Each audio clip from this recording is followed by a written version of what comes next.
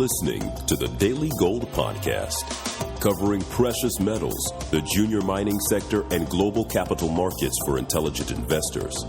Now, here is your host, Jordan Roy-Byrne. Hey, everybody. Welcome back to another episode of the Daily Gold Podcast. Yeah, it's been a while. Haven't done that many interviews in recent months, but back with us today, one of my favorites. He's Vince Lanci from Echo Bay Partners. He also writes The Gold Fix on Substack. I should let you guys know that we're trying to figure out what's going on with our computers. There seems to be a lag between us talking, so hopefully there's no awkward interruptions and that sort of thing. But Vince, let me get right to it. I'm trying to figure out how to formulate this big picture question I have. I don't know if it's a question or more of a comment, because when I look at the broader macro for the gold market, right? On the one hand, you have a lot of real technical analysts are saying you have all these bread thrusts in the S&P, all these other momentum statistics. It means we're in a new cyclical bull market for stocks. But then on the other hand, a lot of the economic data, generally it's teetering on the edge of recession. I mean, not everything, but there's enough indicators where if things were to get worse, we probably fall into an official recession. And then if you look at, one of my favorites, Stifel and their strategist, Barry Bannister, I mean, he's looking at the yield curves and the inversions and the economic data. And granted, this is a guy who 6 months ago said the S&P was going to rally to 4,400. In his latest report, he was saying that, a recession could hit in Q3 in the summer. So you kind of have these conflicting factors. And I guess to me for gold, it kind of explains why gold's, struggling right now and hasn't been able to break out yet. So I guess this is a long-winded comment. There's not really a question there, but how do you think about this, this dichotomy and, what the potential path forward could be for gold for, the rest of the year potentially? Okay, cool.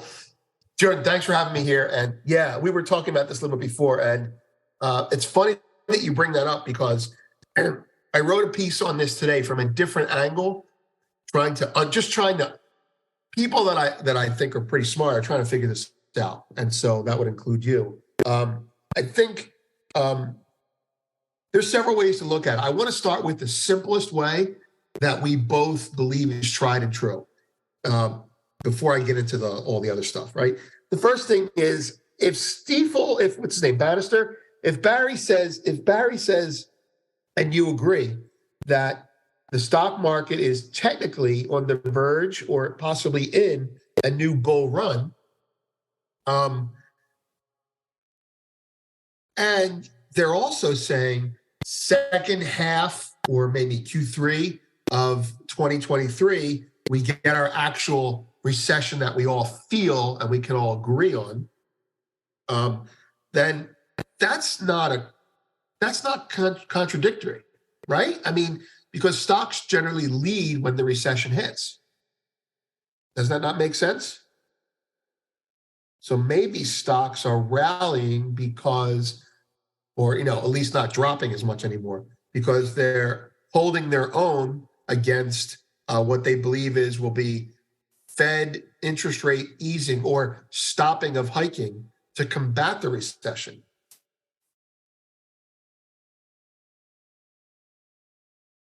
Yeah, but it's not Barry or Stifel. They're calling for a rally to 4,400, but right.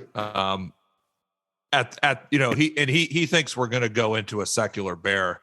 I think so. I wouldn't say that he's generally bullish, but he was bullish for the leading into this year.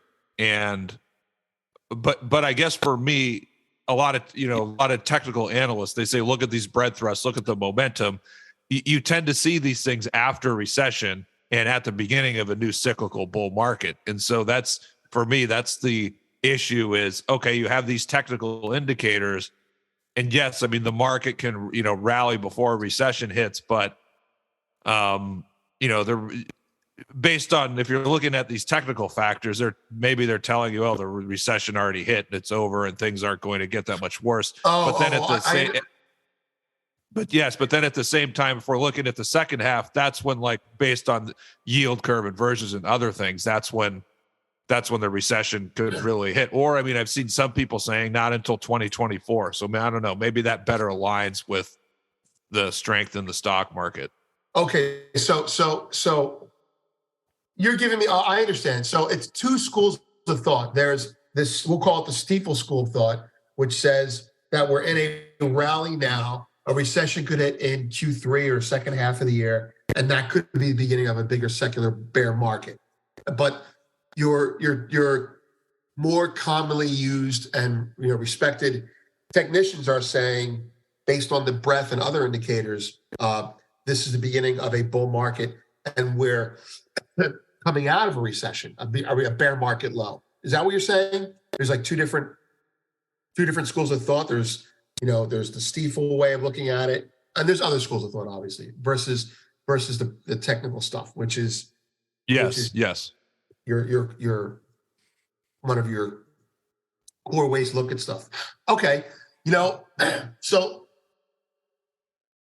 that's it. So the first thing is just to summarize. If you believe,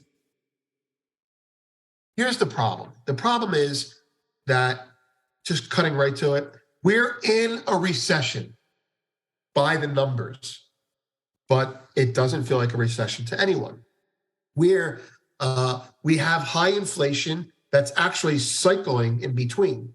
We have low unemployment that's stubbornly not going up, and they want higher unemployment. Forget about whether it makes sense or not.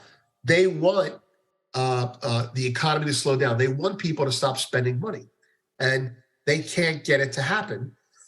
People are spending money on credit cards, spending money they don't have, and that's making it hard for the Fed to back off on the interest rates. So the whole conflicting, I think that's the word you use, that's a good word, conflicting data, conflicting information, is, I believe, this is going to be like really not macro, right? Macro is, what are we going to do? What are we going to do about this? But this is like, I'm just trying to wrap my head around it, Jordan. And it seems to me that if you look at the data, there's two types of data now. There is real-time data. There's always been two types of data, but the Fed is very data dependent, but they're getting conflicting numbers. So, for example, when they say they're data dependent, they're looking at, like, for example, housing came in really, really hot. And they're saying, okay, inflation's still high, we can't back off. But the real-time data, which isn't factored in, is already turning down hard, meaning inflation's backing off on housing. And there's a lag. So I think the problem that the Fed has, and we're going to bring this to gold, right? The problem that the Fed has is, let's pretend that of all the Fed governors, half of them say we're not going to admit it, right? Half of them say we're in a recession, and half of them say we're not. Let's pretend that that's what's going on, right? So how do they justify their behavior if they're split, anonymously? And I think the answer is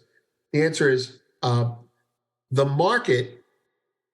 The Fed keeps saying we're only looking at inflation data. We don't care about the economy now. That's what they're saying.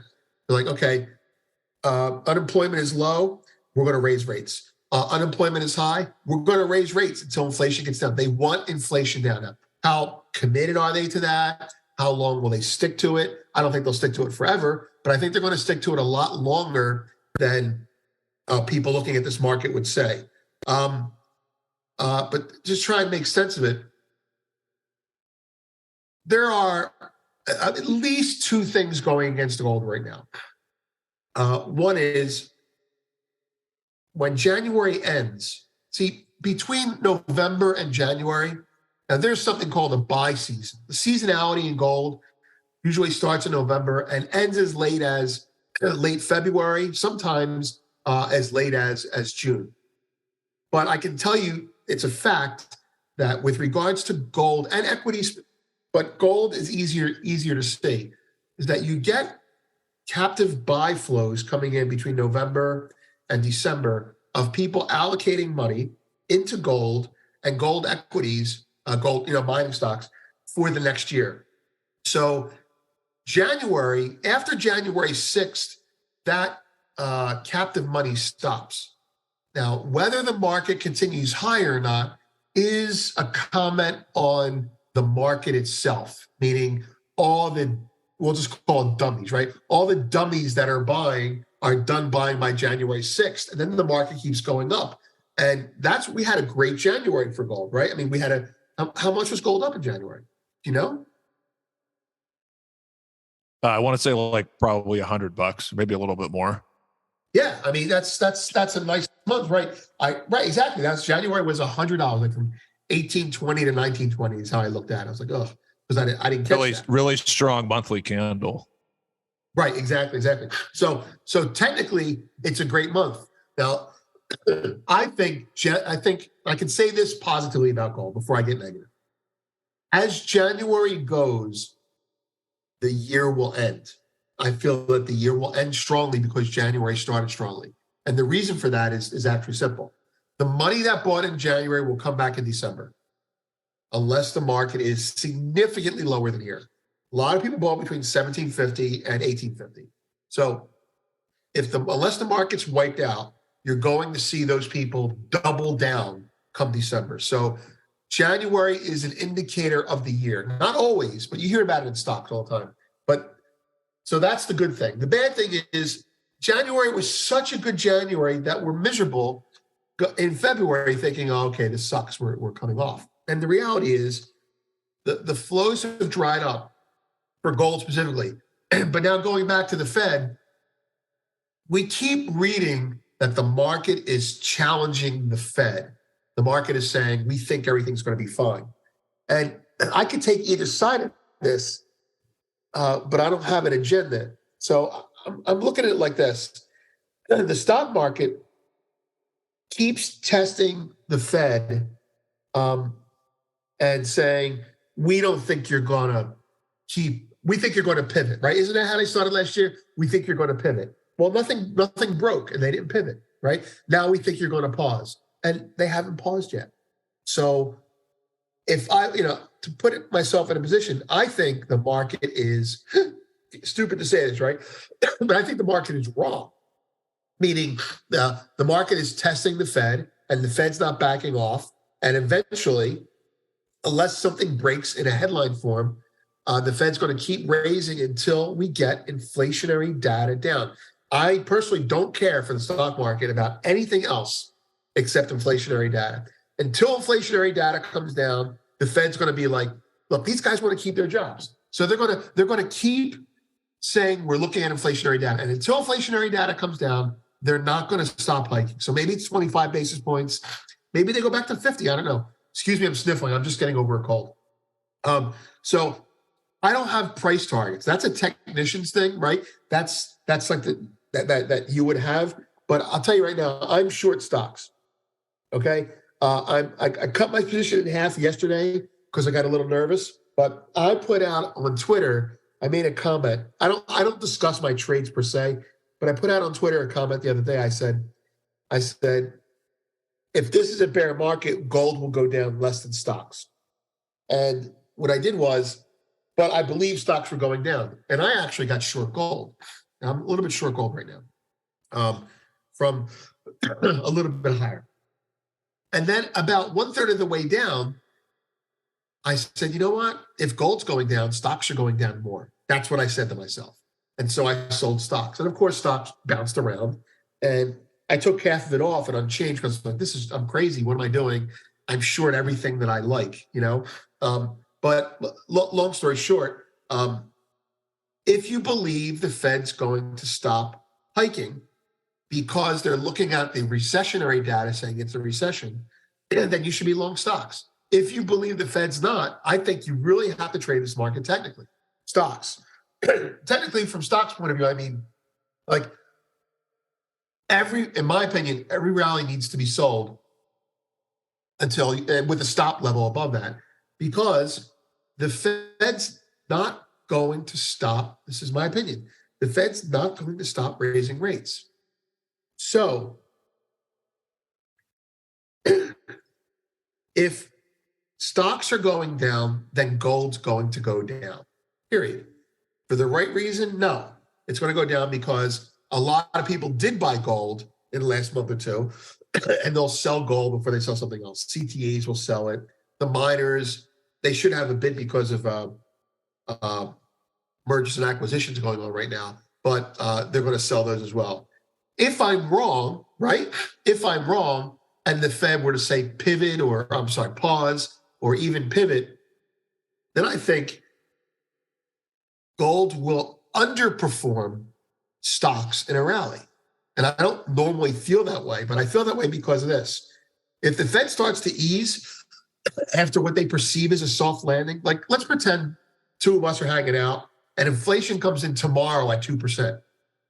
What's going to happen? Stocks are going to scream higher, gold's going to go higher, and the Fed's going to say we can ease or we can stop hiking, right? That's the ideal situation. Stocks will benefit more than gold. That's the fact. That's a fact. Well, if it's a soft landing, I mean, that comes down to if the Fed, because I mean, we've seen this in history, even in the last 6-7 years. Yep. If it's if they're easing and it's a soft landing, that's gold can go up, but gold will underperform the stock market. But if it's a recession and inflation is crashing because there's a hard landing, and then they have to cut, that's when gold will really outperform the stock market. And maybe in the big picture, like what you're saying, and this is why, like if you look at the history, I liked a chart on Twitter. It was old, and I made this point like a year ago. When I wrongly thought that the Fed's not going to be able, they're going to stop hiking in September, whatever, the economy's too weak. But the point still stands.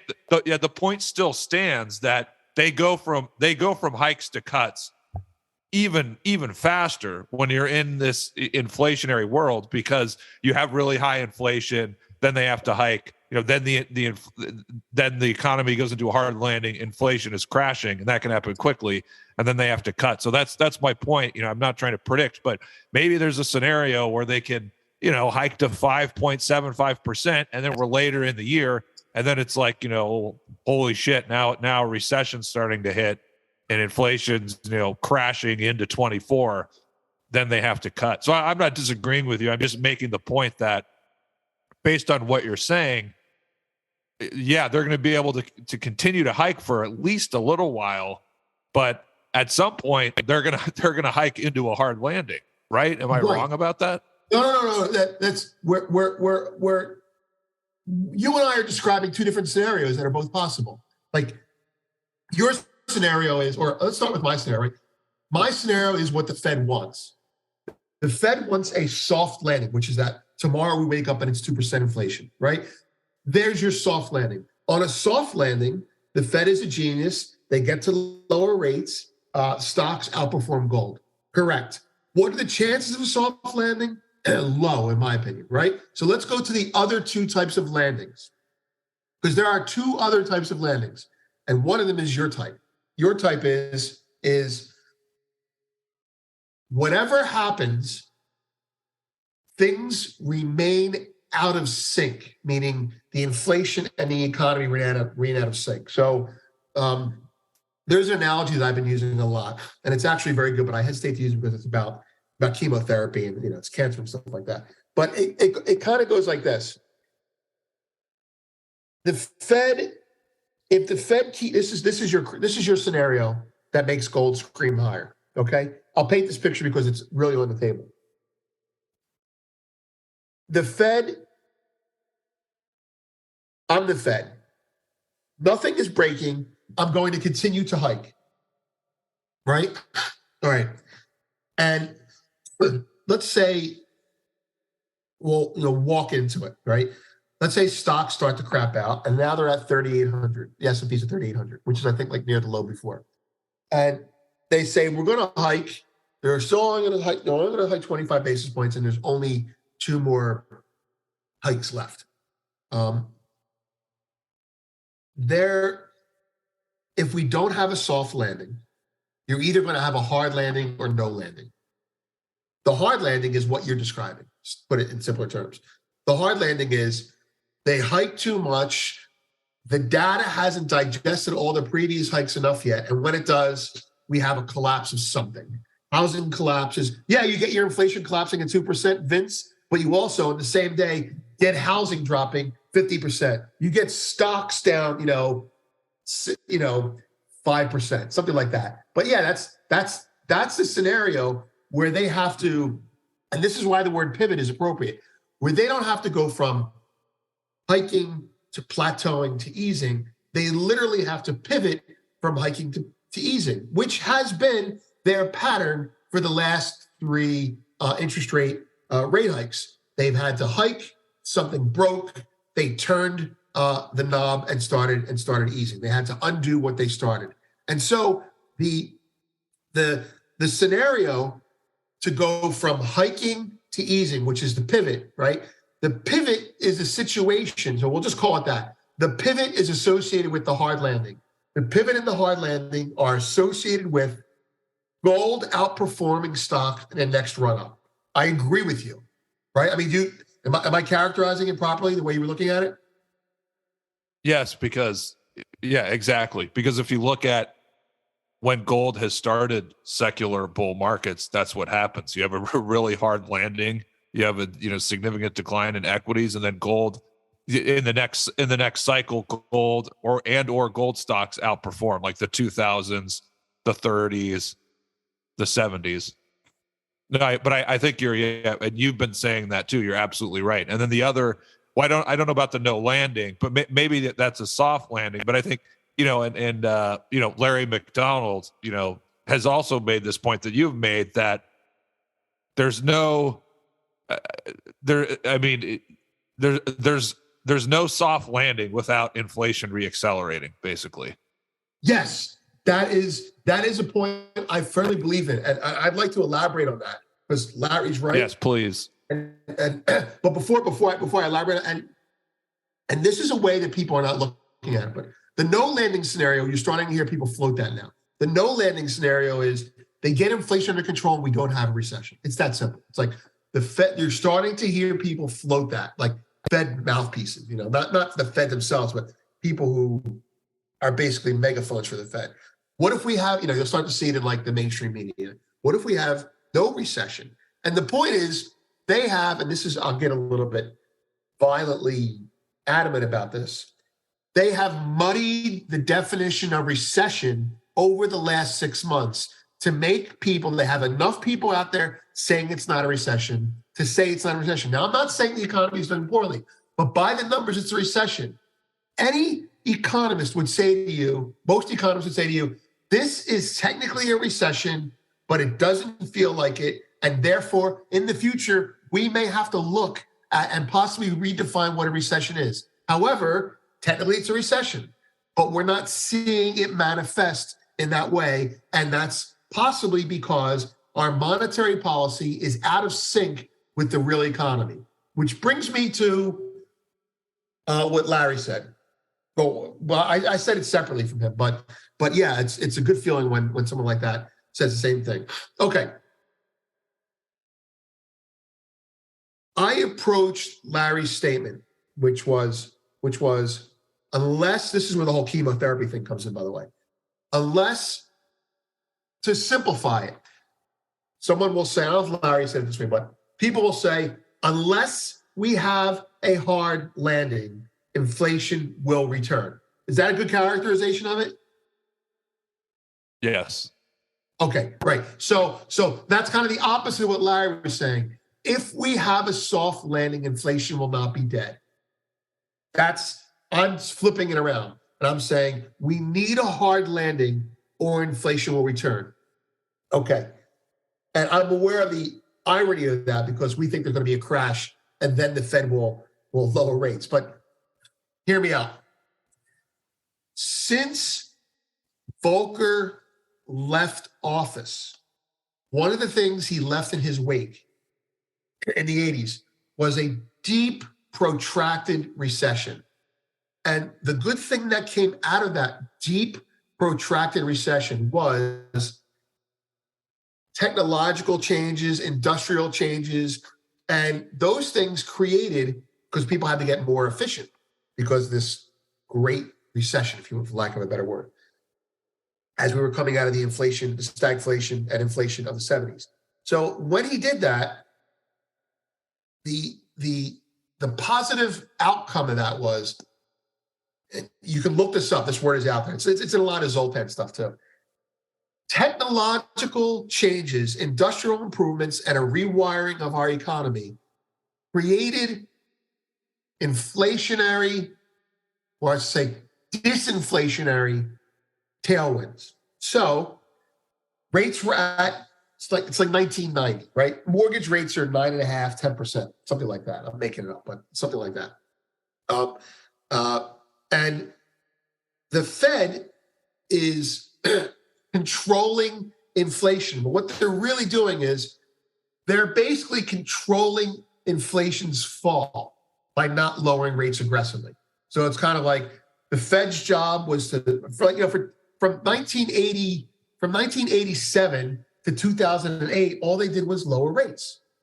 That's all they did. And the reason they could lower rates and not exacerbate inflation for all those years is because Volcker put us in such a protracted recession fighting it that we had dividends coming in. We had disinflationary dividends that came of it. So that was our tailwinds. Okay, so that meant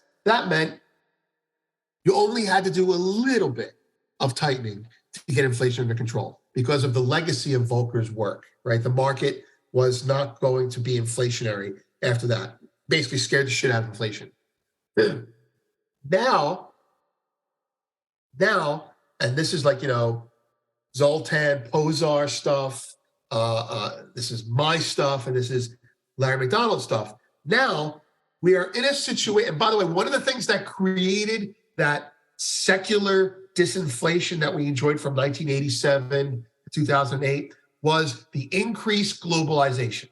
Supply chains got robust. Walmart could be the low-cost producer and pass the savings on. So you had all these other factors besides monetary policy creating disinflation. Let's just say this. Well, could I jump in for just a quick second? Yeah. Yes. And you had supply side economic policy, which I'm not saying it works all the time, but like that was the perfect. Timing is everything in life. And right. you had that policy that helped businesses, be able to expand production. So you had that on top of it. Right, exactly. In fact, if you look at that's a good point. If you look at the era in big picture stuff, compared to the 30s, the 40s, the 70s was tight.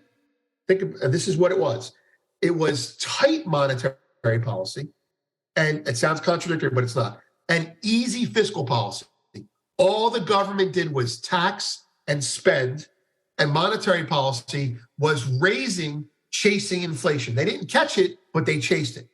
Now, you move to that post-Volcker era, and the government went, whether libertarian types admit it or not, between 1987 and 2008, we had loose monetary policy and tight fiscal policy. Government spending shrunk for good and bad reasons. You reduced bureaucracy. You also let your bridges go in disrepair, whatever the reasons are. But that's what happened, right? So when you combine that with what you're saying, supply side economics came along at that time. Globalization came along at that time. The efficiencies and the removal of friction in supply chains came along at that time. Businesses benefited from financial engineering. That all happened at that time. And then COVID happens. And after COVID happens, it happened before, but we'll use COVID as the drawing line. After COVID happens, you have a situation where we realize, whether you think it was manufactured or not, the supply chains are fragiler, if that's a word, more fragile than we think, number one. Number two, we are too reliant on these perfectly humming supply chains. And when they don't hum, we've got bottlenecks. Demands can't get filled. There's no raw materials coming from Asia to us because of supply chain things. And now people need to get paid more because they were given. So all these things that are happening right now, post-COVID, are a slow version of what happened in COVID.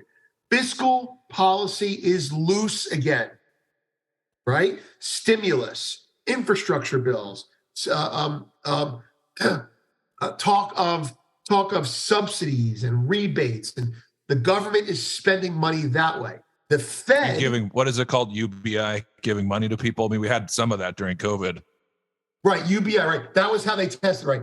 What's the something basic income? What's the U for? I forget what the U Universal basic income. That's it, right? Universal basic income. All these concepts. Now, forget MMTers for the moment, but all these concepts: UBI, stimulus, fiscal, government, safety net expanding. Yeah, I'm not judging it.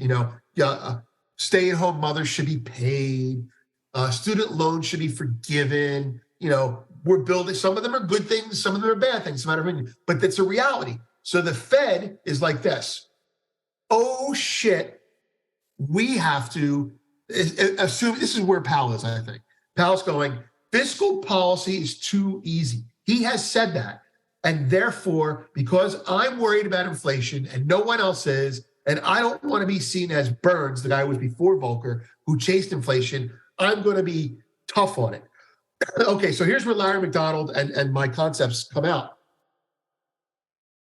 It doesn't, I'm generalizing, but I'll say this like as a thesis. It doesn't matter what the Fed does,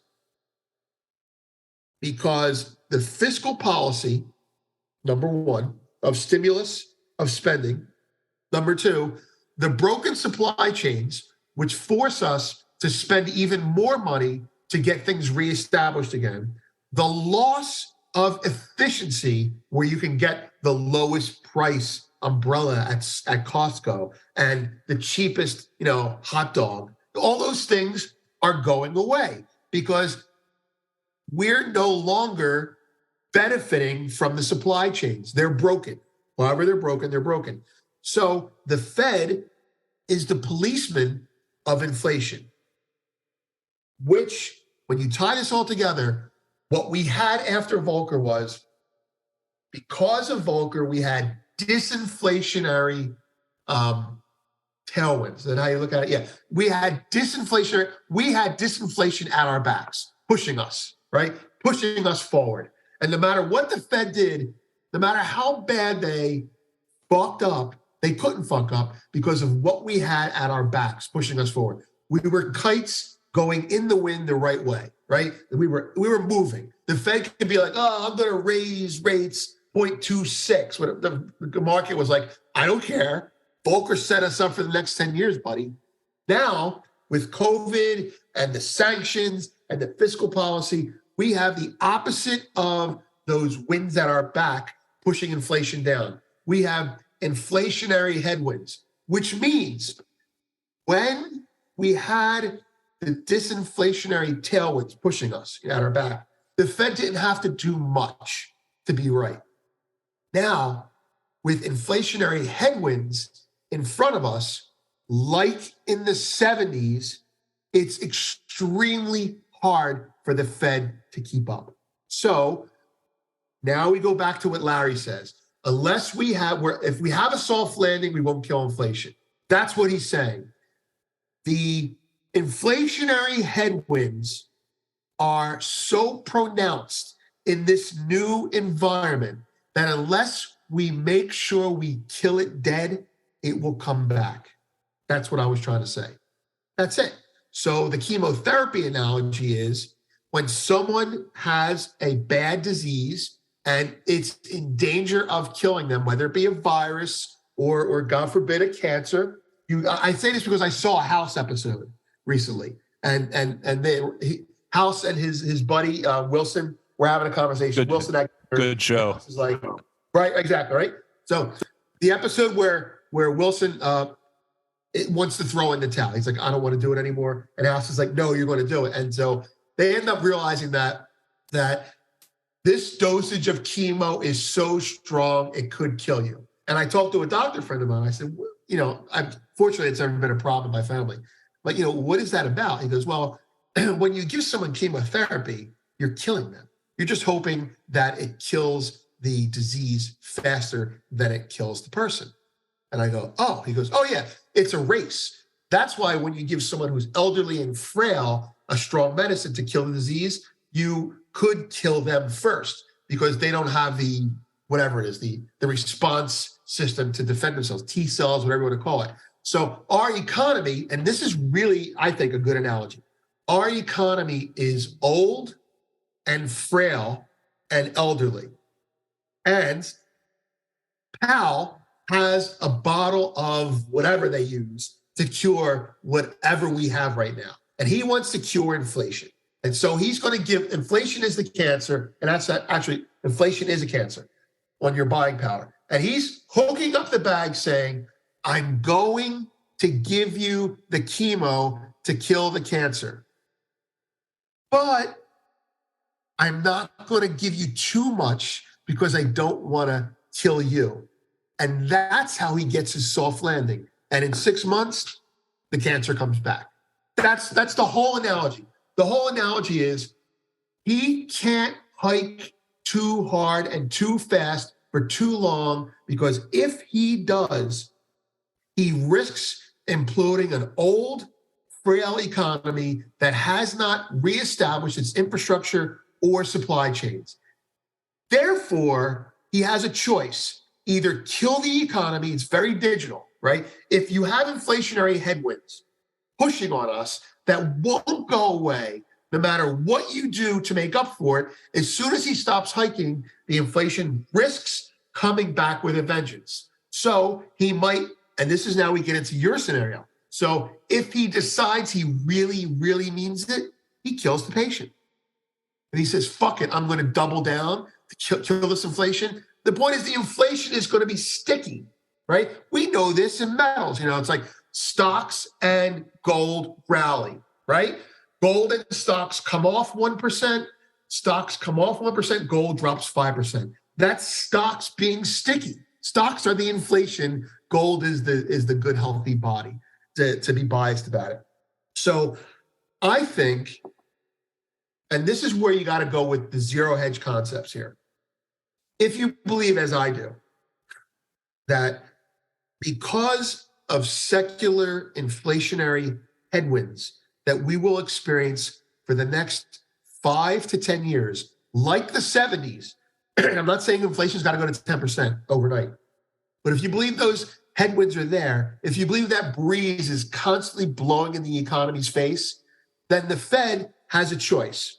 Either overhike and risk killing a fragile economy that hasn't rebirthed itself, or underhike, declare mission accomplished, call it a soft landing, and go get a job at Citadel. And that's what I think Powell's going to do. I think ultimately he gets inflation to 4%. I'll make a number up for you, but check the scenario out. We get inflation down to 4%. They jigger some numbers, and they say it's really like 3%. They change the target from 2% to 3%. They say 2%'s unreasonable in this new environment. They get it to 3%. They declare mission accomplished. We have a very mild recession. They call it a soft landing. He goes off, and now we're stuck with a baseline of 3-4% inflation. That easily gets reignited no matter what. So inflation, in scenario number one, here we go. We'll do this like a technician. In scenario number one, we get a soft landing. We get a soft landing, you did not kill inflation. That's where I am. That's where I come down.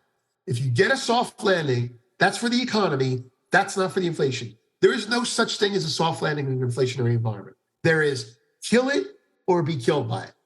Scenario number two, we get a crash landing from him being too zealous.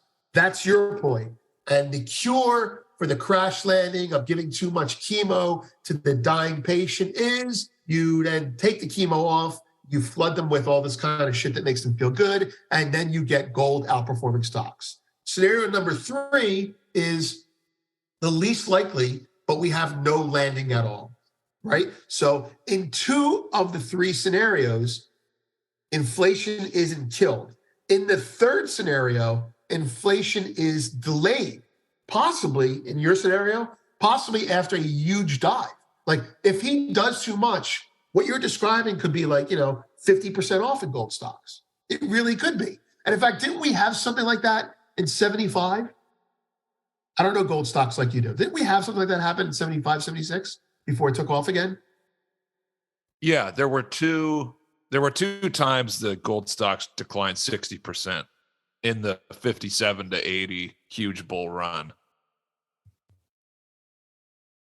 Okay, so I remember like gold got crushed in 75 or 76, and then they Right. inflation, and then gold went up, like 800% from there, something like that. But I will just say, I mean, that was coming off a cyclical bull market. Like gold and gold stocks have already been correcting for 2.5 years at this point. Right. So I think the hard landing scenario, I mean, I think they sell off with the stock market, but they detach at some point. But aside from that, I agree. I agree. I see what you're saying.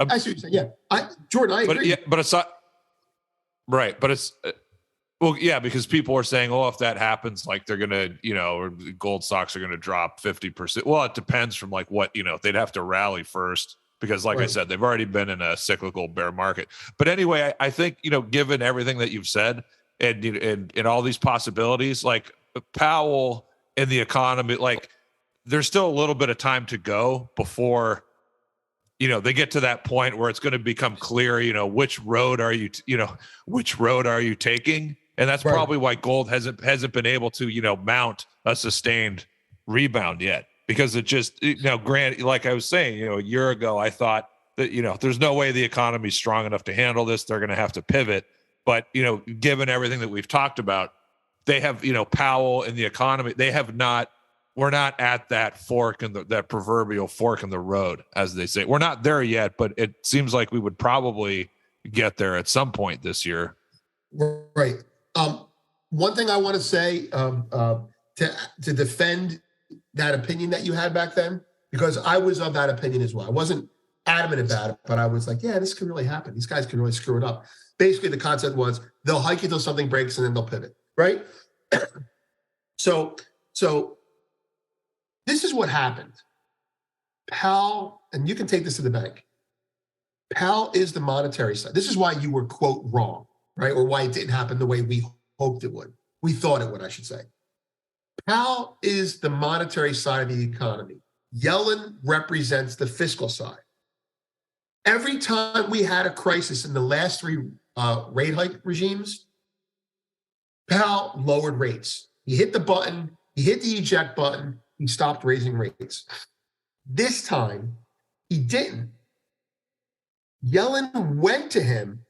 People went to him asking him to back off, and he didn't back off for a while there when it was like 50 basis points.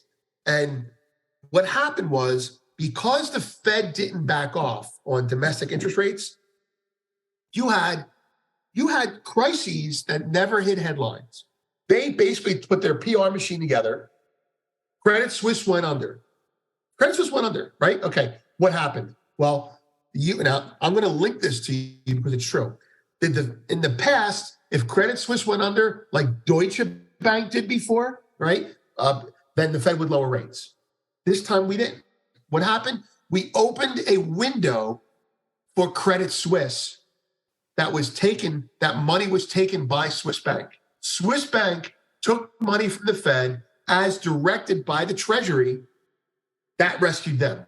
So Swiss National Bank, SNB, took money that was intended to shore up Credit Suisse. That's the first thing. The second crisis we had, was there were the crypto crisis. So I'm not going to say crypto is that big in the economy, but there was stuff going on behind the scenes where industries were teetering on the brink in Europe and here, and we were giving them money. That's what the fiscal stuff is all about. And so Powell wasn't being easy. He wasn't pivoting. So you and I weren't right. But that's because Yellen pivoted for him. There was stuff going on behind the scenes. I'm positive of that.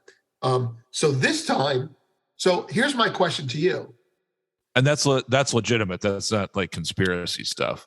Yeah, that's legitimate. Like that's out there. Like they won't say Yellen pivoted, but they're going to say what the Fed didn't do, the United States government did alternative. Like, for example, like, you don't think that money that we're sending over to Ukraine is helping Europe out?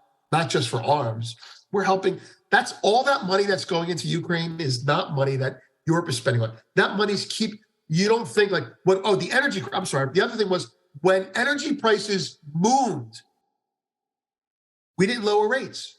What did we do? We drew down the SPR, right? That's fiscal. We drew down the SPR. We directed U.S. refiners behind the scenes to sell refined products to Europe so that they wouldn't get killed. Natural gas went to the moon. What did we do, right? Did we stop? Everything was crashing. Remember, you had the nickel, you had the LME crash. You had all these things happen over in Europe, and we kept it together for them. And we did it by not lowering rates. So what I'm saying is there was a pivot, and it was a pivot on the fiscal side, bailing out Ukraine, bailing out Swiss National Bank, which was basically for Credit Suisse, bailing out the UK. How do you think the UK dodged that bullet? We helped them. That's not even arrogant. We helped them. They screwed up. We helped. How do you think Japan is getting out of what they're getting out of? Look at what Japan is doing. Japan is selling treasuries, U.S. treasuries, hand over fist, so they can raise dollars and then support the yen. That's what they're doing. Like, that's what they're doing. And that's Fed policy. That's yield control, yield curve control policy. Everything that's happening right now is pivoting, but not by the Fed. So I'm going to throw this back at you and say, why do we think the Fed's going to pivot at all? Why can't they just raise rates and stop and let the fiscal stuff go on again? That's what I don't know anymore, having been wrong before. So we are expecting a pivot, and that's what made us wrong on Powell pivoting, and he didn't, because the fiscal side pivoted between the SPR and the rescuing SMB and the bailing out the UK bonds and the facilitating the money that we gave to Japan so they could support the yen. All those things were what we would do in the past. We would handle with interest rates, but we didn't do that this time. So there you have it. What I'm concerned about is, and this is why I'm bearish, okay? This is why I'm short stocks. I think that until inflation opens up at 2%, right? The whole perfect scenario, until that happens, I think the market will be increasingly disappointed by Powell's unwillingness to pivot. So if something breaks, stocks crap out and then rally, right? If something doesn't break, then I think the market's going to keep rallying and Powell's going to keep disappointing them. I think when he's done raising rates, whatever that is, they're not going to lower it. I don't think we're going to get a pivot this time unless he breaks something. And I don't think anything's going to break because it's already broken and Yellen has rescued it. That's where I come down. Like, that's it. That's where I am. I'm hoping that I'm right. And to your point about, okay, so there's no pivot and rate cuts unless there's a hard landing. But in the soft landing scenario, you're talking about, maybe we get some mild recession and Powell can fade off into the sunset and take his high paid consulting jobs or whatever. Yeah. But in that scenario, inflation will slowly rise, before it reaccelerates, my word. And then whoever the new Fed person comes in, it's like the stop and start scenario. It's like, okay, please. Well, in that scenario, they stop hiking for a little while. And then it's like, oh shit, inflation's turning up again. And they'll start with, we'll do 20. The new guy will come in, he'll do some baby hikes at first to, try, and that'll do nothing. And that's what'll play out in that scenario. No, that's you're describing my fantasy, right? So I'm holding off on saying that. But yeah, that's exactly it. Okay. So I believe that the overwhelming, the majority, let's just say this, there's a 30% chance of a soft landing, right? There's a 30%, I'm sorry, let's say there's a 50% chance of their definition of a soft landing. There's a 30% chance of a crash landing. And there's a 20%, I'm making numbers up, but I'm going to give you the ratios. And there's a 20% chance of no landing. Now, you can disagree with those numbers or not, but the point is, the most likely scenario is they will declare a soft landing. What is a soft landing? Well, it's inflation at 2%. Okay, then if that happens, then they're geniuses and we should just shut up, right? Or we get inflation stubbornly come down to 4%, 3.5%, and then mission accomplishment is declared, right? We say it's okay, and then what happens is then you have the table set, right? The table is set for that reignition sequence, right? For inflation that you're describing. And Powell goes off into the sunset, and they change the inflation target to 3%, and whoever comes in next, that person is Arthur Burns. That's the person who's stuck holding the bag, chasing inflation up for the next 5 years. Yes, you're talking my language. That's what I believe is going to happen. I believe, kind of like Tom Luongo, I believe Powell is committed and will do his damn best to resist political influence, and he will stick to his inflation-fighting guns. I also believe that guy will get the right amount of good news to allow him to say, mission accomplished, I'm out of here, see ya. And whoever the bastard is who comes in after him, that guy is done. He's toast. That guy is going to come in and say, I'm going to raise rates too. And then, he won't. Real rates will be -1%. Real rates will be -2%. And we'll be chasing inflation from fiscal spending. If you're an inflation person, you're cheering. You're absolutely cheering for ESG. You want renewable energy because that is going to, number one, in the long run, that will fix our economy into a manufacturing economy again. Number two, and here's where the gold comes in. Number two, there's no freaking way they can control inflation in that environment. You can't do it. So the Fed will be putting their foot on the brakes of a car while the fiscal side has the pedal floored on the gas. And what's going to happen is the car is going to lurch forward. It's going to overheat. The overheating of the tires, the brakes are going to melt. The tires are going to burn. That's inflation. The economy goes nowhere. The tires wear out. The brakes wear out. The engine overheats. That's inflation. That's what we're going to get. We're going to get that. We're going to get that for 5 to 10 years. And I think that you need to be long gold. And miners, if you know which ones to buy, you need to be long gold. You need to be long. I'm not a professional on this. You need to be long chips stocks. You need to be long the next technology. You need to be long the things that fix our supply chain domestically. And you need to be long America. So you actually need to be long gold and long dollars. That's it. I think Powell's going to do his damnedest. And the moment he wants to capitulate, he's going to see I'll take that job at Citadel. I'm sorry. But yeah, you just basically told me what my scenario is. I love that scenario. That's what's going to happen. All right, brilliant. On that note, I think we should end it there. A lot more we could talk about. Of course. Next time, you know what Jordan, I'd like you to ask your audience. I mean, if your audience is into the whole movie thing too, we should talk about those. I love talking about that shit with you. That's fun stuff. You were talking about.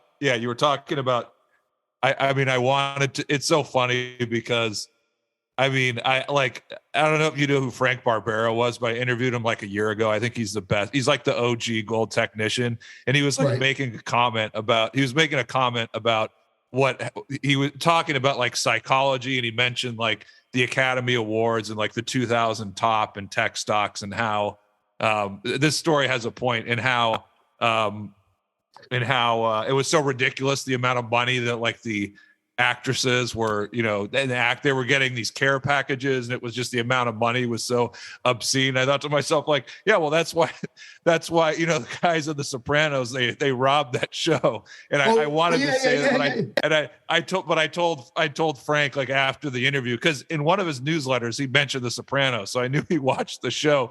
Right. But that's was popping in my head. And so earlier in this interview, you were talking about, redefining recession and how they keep saying, I mean, it's communication. Like, the more times you say something, even Trump did this, and like Biden's doing it, they keep repeating it over and over again, because then it becomes fact. And they were doing it. And so, yes, they can they'll say it enough times and redefine a recession, and they'll say it's a soft landing, like you're saying.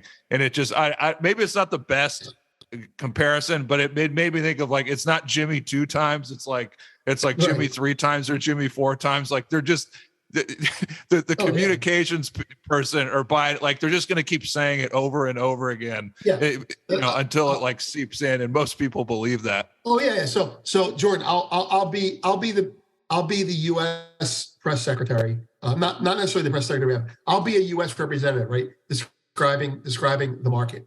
Well, as you know, inflation is dropping. As you know, the economy's doing. No, I don't know these things. Like it's all gaslighting and repetition, what you're describing. If you say it enough times, it becomes at least debated. Well, maybe we're not in a recession. Like, are you kidding me? We're in a recession. I didn't say it was a bad one, but we're in a recession. Yeah, it's ridiculous, right? It's one thing that I think social media has done for us as a culture is it has, among the bad things, we see now quickly how much they repeat the same bullshit over and over, trying to influence the population rather than spending time fixing the problems they create. Yes. But making the Goodfellas analogy, it just shows like how ridiculous it is. Like, that's basically what it is. I mean, is it Tommy 2 times or Johnny 2 times? I think it's Jimmy 2 times. It's Jimmy 2 times. Yeah, exactly. In fact, what would be cool if we had the skills to do this? You create a character. It's like if you could get the Jimmy 2 times character, maybe like in an AI thing, to do the press conference that Pal does and just say everything twice. That would probably be funny, right? Did you see that? There was the comedian. He does. I think his name's like Kyle Dunnigan. He does these videos where he puts like the faces on his head, and he's like talking like he's the character. And so like the January 6th and the whole raid on the Capitol, he did a video where he was playing Goodfellas Layla on top of that, and he was talking about all these guys are getting pinched and blah blah. He's like, they got this, and he was showing like people who were like screaming and getting arrested, and then he was saying, and then part of the video he was like, and this guy, they'll never find him, he's a fucking legend. It was you remember the guy with like the horns? He was wearing that. Yeah. I mean, the guy. He was wearing like the Viking helmet with like. I'll have to find the video and send it to you. But it was. So he basically narrates events in character, like in movie character. Yeah. And so he was. Yeah. And so he took the Layla music, and he was like narrating the event of like all the people getting arrested after the raid on the Capitol. Oh, that's great! I want to see that. Yeah, it was just yeah. Oh, before we go, can I just do a little plug, for lack of a better word? Yeah, absolutely. There is a if you're Twitter people out there, and you actually want serious data that comes up like on tweets every so often, like serious gold stuff. Gold news and stuff like that. With, I'm going to say it's not me, but I know the person who runs it, and it's bullion and boobs, I think, right? And anyway, you can edit this out if this is too risque. But what they're doing is they're throwing up clips of research reports on gold and silver, and then they're just putting up a girl in a bikini with it. Anyway, it's just kind of funny. But the real, I would say if it's like getting Playboy to read the articles, that type of thing. But nothing outrageous. But I do have a newsletter on Substack. So it's goldfix.substack, and anybody on your show who's interested in it, you can sign up. I'll give you a link for a substantial discount and give everyone a free look that signs up. This way they don't have to worry about if they don't like it. But I think they're going to like it if they're into gold and stuff like that. I mean, you're a subscriber. You read it. So if they get a good deal, maybe they'll enjoy it. Anyway, that's it. I hate self-promoting, but that's what I had to do. No worries about that. Thanks so much, Vince. I thought this was a fantastic discussion, including all the stuff at the end, of course. And look forward to checking in with you again in the near future. Cut off the first half hour and just leave the mafia stuff in there. That's what we should talk about. We'll probably be better at that. Thanks, Jordan. Have a great weekend, and all your people. Thank you for listening. I appreciate it. Thanks for having me on. Thank you for tuning into the Daily Gold Podcast. For more interviews, editorials, and analysis, log on to TheDailyGold.com. And for premium coverage of precious metals and the best junior mining companies, visit TheDailyGold.com/premium.